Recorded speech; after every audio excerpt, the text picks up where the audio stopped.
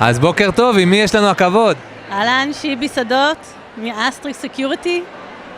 מאיה פרי מיטלפונקט, אני סמנכ"ל אנשים ואחריות חברתית בנטפים. אז מאיה ושיבי, תספרו לנו מה האתגרים הכי רציניים שלכם היום.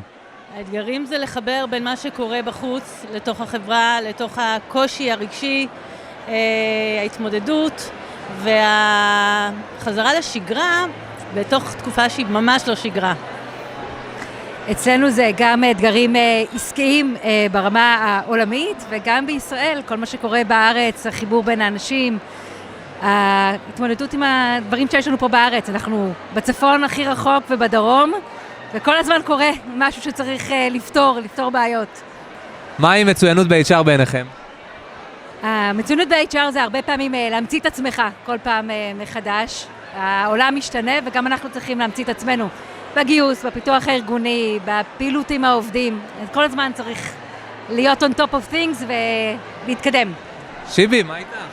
זה היכולת לזהות דברים בזמן, זה להתאים את הדברים לרגע הנכון, לאנשים הנכונים, זה לא ללכת לפי טרנדים, זה להתאים לתפור את החליפה המדויקת לארגון, לעובדים, למנהלים.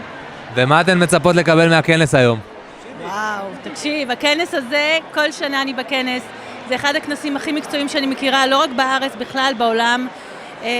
יש פה לא רק חדשנות, יש פה קהילה שלמה שלצד כל מה שקורה וכל מה שעשינו בקורונה, אני חושבת שפה התגלו, זה הקורונה על סטרואידים, ולצד העצב והכאב והשיתוף של כולנו אחת לשנייה ברמה האישית, יש פה תמיכה לא רק בחברה, אלא בארגון עצמו, אלא בחברה בישראל בכלל, והפרויקטים שראינו לאורך הדרך פשוט לא, מעיפים את הראש, באמת, מעיפים את הסכך על מה שנעשה פה.